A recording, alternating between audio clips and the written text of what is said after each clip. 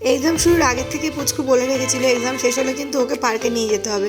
তো এক্সাম শেষ হয়ে গেছিলো, এদিকে ভাইয়েরও এক্সাম শেষ হয়ে গেছিলো। ভাইকে নিয়ে পুচকুকে নিয়ে মা দিদা সবাই মিলে আমি 5জন মিলে আমরা চলে গেছিলাম অগ্নিকন্যা পার্কে। বাড়ির থেকে বেশি দূরে না, একটুখানি দূরে। তো বাড়ি থেকে বেরিয়েই টোটো করে চলে এসেছিলাম। 10 টাকা না 15 টাকা করে নিয়েছিল। আর এই যে চলে এসেছি অগ্নিকন্যা পার্কে। এখান থেকে আমি 5জনের জন্য টিকিট কেটে নিয়েছিলাম, 50 টাকা করে এন্ট্রি ফি। এবার তার ভেতরে যা নানান রকম রাইডস আছে, তো এই রাইডসে ওঠার জন্য আলাদা আলাদা আর কি টিকিট করতে হবে। তো ঢুকে এই যে সেলফি জোন ছিল, সেলফি জোনে আর গেলাম না, ভাবলাম পরে সেলফি তুলবো, যদিও পরে তোলা হয়নি। আর এই যে সুন্দর সুন্দর দুটো ডগি ছিল, গরমকালে ওরা ছাড়াই থাকে। দেখতে দেখতে চলে গেলাম এই যে রাইড দেখতে দেখতে। এখানে একটা রাইড ছিল, আর সব থেকে মজার আমার যে রাইডটা লেগেছে সেটা হলো গিয়ে এই যে টয় ট্রেনটা। এই টয় ট্রেনটা আমার ভীষণ ভালো লাগছিলো। আমি ভাবছিলাম যদি ছোটো হতে পারতাম তাহলে আমি এই টয় ট্রেনে উঠতে পারতাম।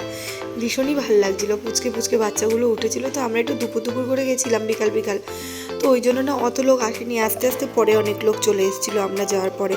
তো প্রথমে শুরুতেই আমার মেয়ে প্রত্যেকবার পাখিরালয়েই যায়, শুরুটা ওখান থেকেই করে। তো আমি ওর পেছন পেছন ওখানে চলে গেলাম, ওকে নিয়ে এসেছি, আজকে তো ওদের দিন, তো ওদের কথাই শুনতে হবে। এই যে ছিল প্রথমে শুরুতে বদ্রি পাখি, তারপর ছিল এই যে পায়রাগুলোর মানে যেখানে ছিল না তার সামনে থেকে এত বাজে স্মেল আসছিল কি বলবো। আর এই যে দুটো পাখি ছিল, কি পাখি আমি চিনতে পারিনি। এখানে ছিল একটা র্যাবিট। আর এই যে এইগুলো কি এটাও আমি চিনতে পারিনি, গিরগিটি টাইপের দেখতে এগুলোকে। আর ওগুলো দেখতে দেখতে সামনে এগিয়ে যাচ্ছিলাম, সামনে আর সেরকম একটা কিছু দেখতে পাইনি, হয় ইনকমপ্লিট কিংবা হয়তো নষ্ট হয়ে গেছে এরকম। তো এই দিকটা কেমন যেন লাগছিল। তো হঠাৎ করে মেয়ে বললো মাম্মাম দেখো সাপ ওখানটায়। তো সাপ দেখতে চলে এলাম, এখানে গাছের বাক্সে সাপ রাখা ছিল। ওটা দেখে যখন বেরোচ্ছি, তো দেখতে দেখতে আমার বাবা ভোলানাথকে দেখতে পারলাম। আমি যেখানেই যাই না কেন ওনাকে আমি দেখতে পাবোই, বড় আদরের মেয়ে তো আমি, ওই জন্য আমাকে চোখে চোখে রাখে সবসময়। তো যাই হোক, এখানে আরও রাইড ছিল, বাইরে বেরিয়ে দেখলাম। তো সেখান থেকে চলে গেলাম গোপাল ভাঁড়ের সামনে, সেখানে দুটো সেলফি ভাবলাম তুলবো, কিংবা মেয়ে পুচকুকে আর ভাইকে একটুখানি সেলফি তুলে দেবো। মেয়েকে দাঁড়াতে বললো, ও এসে রসগোল্লা টপাটপ করে ভাবলো রসগোল্লাটা তুলবে আর কি। তো তুলতে পারলাম না, রসগোল্লা ধরে নিয়ে ওখানে স্টাইল করছিল। আর এই যে ছিল ছোটা ভীম।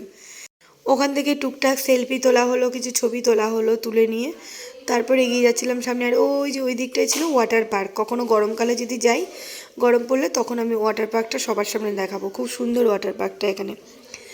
আর তো এবার আস্তে আস্তে ওখান থেকে যেতে যেতে আমার পুচকু তো যা সব কিছুই ওর চেনা, এখানে কি আছে না আছে, কারণ অনেকবার ওর পাপায়ের সঙ্গে এসছে এখানে। আর এখানে এই যে মা ছবি তুলছিল দিদাকে দিয়ে, ভাইকে দিয়ে, পুচকুকে দিয়ে। আর এই যে ছিল 100 হাউস, এখানে যাওয়ার জন্য ওই যে পুচকু এত বায়না করছিল, ওর মনটা খারাপ ছিল। বললাম ঠিক আছে চলো, নিয়ে যখন এসেছি আজকে মন খারাপ করে যাব না, আনন্দ দেওয়ার জন্য নিয়ে এসেছি, তো অবশ্যই আনন্দ দিয়েই যাবো। তো এই যে টিকিট কেটে দিয়েছিলাম, ওরা গেছিলো, আমি ভূতে প্রচণ্ড ভয় পাই, ওই জন্য আমি আর যাইনি। ওরা দেখে তারপর কিছুক্ষণের মধ্যে চলে এসেছিলাম, বাইরে ওয়েট করছিলাম, কিন্তু পুচকুর ছিল মন খারাপ, ও আর কি পুরোটা দেখতে দেয়নি। ওই যে অভিযোগ করছিল আমার কাছে, দিদি আর্ধেক গিয়ে চলে এসছে। তারপর থেকেও আমাকে কোনো ভিডিও করতে দেয়নি। কি আর করা, আর ভিডিও করতে পারলাম না। টুকটাক একটু কিছু খাবার দাবার খাওয়াও হয়েছিল, করে নিয়ে ওকে নিয়ে আমরা বেরিয়ে আসলাম সবাই মিলে। তো এইভাবেই সারাটা দিন কাটিয়েছিলাম, সারাটা বিকাল আমরা। এই এসে ওকে আমার প্রমিস করতে হয়েছে পরের বার অবশ্যই আমি ওকে যেন পুরোটা দেখতে